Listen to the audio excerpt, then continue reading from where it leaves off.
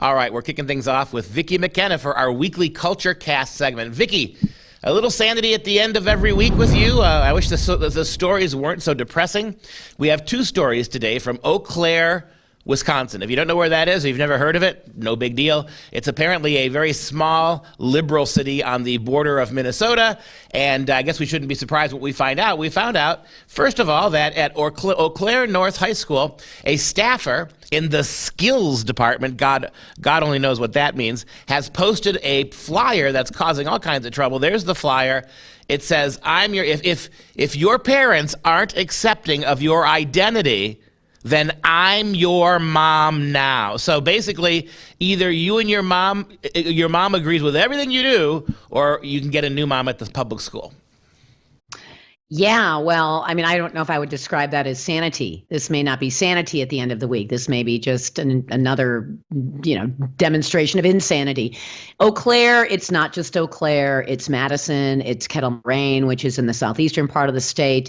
It's all across the state of Wisconsin. And I would argue it's probably all across the United States. And it is this idea that it is a teacher's role to usurp the authority of parents, to endorse anything that might be contrary to the core values of that parent or the family. And that's exactly what this sign is saying. This sign is saying, if you want affirmation, come to us. And incidentally, you're going to show this slide as well. Eau Claire schools were saying parents aren't actually the authority. You are the authority. Parents must earn information about their children. Parents must earn their authority or their co-authority with the school. And so what you have is a declaration, and it's happened in many other places in Wisconsin, that when it comes to that time your child spends in school, you don't matter. You are not someone to be contended with. You are not a parent at that moment. And it's important to understand that can lead to a lot of really dangerous outcomes. And we'll get to some of those coming up. So a question for you, Vicki. I mean, there were so many ways. Obviously, what we have going on here is the public school administration and the teachers deciding that they're sick and tired of fighting parents, that they're progressive. The public schools have become completely unified now and comprehensively incorporated in this progressivism, right? Let's be very clear about 100%. This. There is no outlet. I mean, there may be some conservative teachers. There may be teachers who are biting their lip and keeping their mouth shut. But the entire edifice of American public schooling now is deeply progressive. And they've decided... Oh, and it's not about education. Duke, no, it's not about education. You can go look at proficiency scores around the United States, but here in the state of Wisconsin, you have less than 27% of children in English proficient at grade level. And it's even worse in math. You take a look at it school district to school district, it's appalling. So it's not about education. It is about indoctrination. And importantly, again, it is not simply the Eau Claire school system. Wisconsin Institute for Law and Liberty is taking up these cases in Eau Claire, but they have current open active cases in Elmbrook, in the Kettle Moraine district near Waukesha, and in Madison. And in each instance, the school district ignores the actual legal, the legal challenges. In fact, Wisconsin Institute for Law and Liberty got a victory in Madison. Madison shrugged its shoulders and said, so what? So what? Sue us. Which is exactly what they have to do. All those parents who show up at school board meetings, I mean, God bless them, and we need them there. But the response from the administrators, the teachers, and the staff is to pretend you don't exist and to close ranks and lock down. And that is at the expense of your children's education and mental health. Now, the question I was going to ask you is related to that. It's of all the ways that the public schools who have now consolidated their progressive bona fides, why do you think they chose sex? I mean, it could have been, there was a while there when you had Michelle Obama in the White House where they were coming after your kids' nutrition. Then for a while, they were trying to come after other aspects of your kids' personal lives and homes. Obesity, for instance, like lack of education, lack of exercise. Why do you think they fixated most demonstrably on sex? I mean, there's some obvious answers for that, but I'd like to hear your thoughts on that. Well, I would think that the one realm where you're uncomfortable as a child and you need a trusted adult is in, sex and the way you're developing and you're starting to experience new feelings. And that parent is supposed to be that trusted adult. What you have is the schools intercepting the child and trashing or undermining the trust that child has in a parent. In the case of that Eau Claire poster, your mom doesn't understand you. Your mom doesn't affirm your gender identity. I'm your mom now. That is a direct challenge to the trusted adult-child relationship that a parent and a child have. And it is meant to upend the trust of the child with the parent. I think that is really, if you can really disrupt the trust relationship between a parent and a child, you can do almost anything.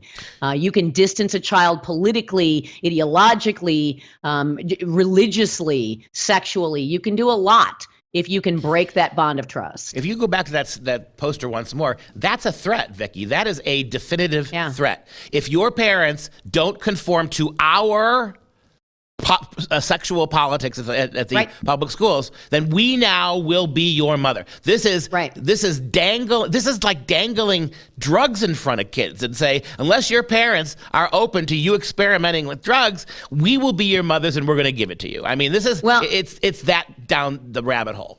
Every time I see this poster, I feel like I need to point out that that is an actual printed poster from an organization called Free Mom Hugs. And you can go to Free Mom Hugs online if you want. They are affiliated with the International Women's Day, which many people perhaps don't know, but was started by the International Socialists back in 1919, 1917, something like that. And one of the founding principles of International Women's Day is the obliteration of family, of a woman being a mom, taking care of children. And so I think it's really interesting that this radical, politically sexual or sexual politics group, Free Mom Hugs, is actually affiliated with one of the most radical organizations that somehow has been sanitized and presented as kind of a you go girl kind of thing in the United States. All right, back with Vicki McKenna for the second segment of Culture Cast. And we were talking before the break about Eau Claire, Wisconsin, and the way they are threatening basically moms. If the mom does not agree, mom and dad don't agree with whatever sexuality the children wants to express, then you have a new mom, basically. And we have another a training day slide from the Eau Claire school system. This was a slide actually shown to teachers as guidance about how to proceed when dealing with parents. This is what it reads. Facilitators. Notice that they don't call teachers teachers anymore. We said that was going to happen in the Common Core days. Teachers aren't teachers, just like parents aren't parents anymore. They're caregivers. Facilitators. Guide the discussion. Remember, parents are not entitled to know their kids' identity. That knowledge must be earned. You've got to earn, as mom and dad, the right for the public school to tell you what gender your kid is. And then they continue by saying, teachers are often straddling this complex situation. In ECASD, our priority is supporting the student. No, it's very clearly supporting what the teachers want the student to become. Yeah. So it's very clearly supporting the promotion of alt sexuality, period. And again, we have video of the love bombing that was taking place when kids were encouraged to declare themselves alt sexual in the Madison schools. You have got multiple instances already of parents being denied access to information about their kids and teachers actively lying, being instructed to lie to parents. And not use the gender pronouns that they're using at school, actively conceal from parents kids' gender identity. That's in the Madison schools. And now you have, overt teacher training. Facilitator training, overt training. And where does that training come from, Duke? Does it come from AFT? Does it come from, the NEA? Because it's, we don't know where that training comes from, but presumably that training is ubiquitous across at least all school districts in Wisconsin.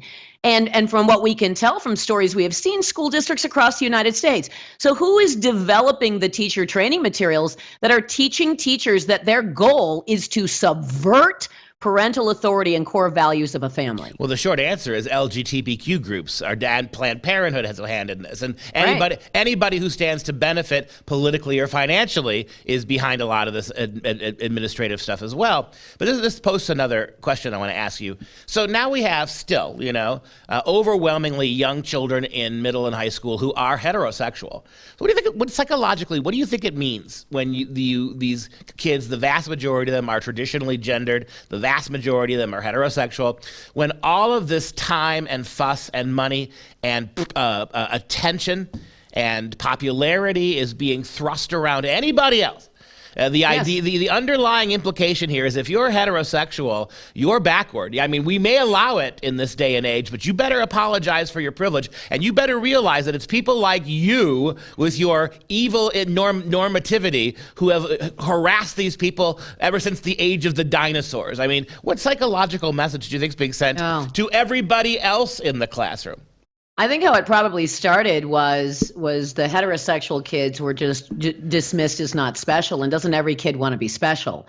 And then again, I mean, you can go find these, and I've posted them many times, the love bombing videos of teachers and staff when a 6th grade student declares herself non-binary. Oh, that's wonderful! Congratulations! I mean, it's like old school cult-like love bombing that's going on. But now I think that there's an element of derision that is being directed toward the heteronormative kids. There's something wrong with you. You're a bad person if you are not somebody who is declaring yourself alt-sexual or embracing of it and promoting it. I think that it is the conditions in the classroom are likely such that kids are seeking out the accolades. I mean, that's how kids are. That's how every kid that was in a class that wasn't, some kind of stoned burnout in the classes I had were seeking accolades and attagirls and attaboys from the teachers and good job, and here's a gold star.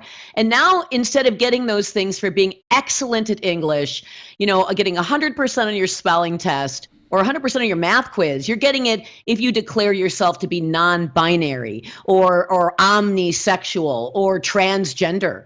That is considered a great accomplishment, and you're getting accolades and love and adoration, and that I think is pretty potent when you're a kid seeking approval. Well, I also think a lot of kids are identifying that way because there's nothing to lose, right? I mean, you don't even have to act on your homosexuality or your bisexuality. Right. Just say you are. Just say you are, right? Because then your options are wide open. You get all the accolades. Right now you're fluid, although you may have no sexual thoughts or attraction, whatever, to anybody but people of the opposite sex. If you're a kid, particularly the younger kids, you're going to sign on to that no matter what. Yeah. Yep. And think about it back when we were kids, and we were around the same age, when you had the kids who were in the group that loved punk rock and all of that stuff. That's the group that is going to seek out something that is a little bit alarming, just to be kind of dangerous and rebellious, and kids will think you're cool.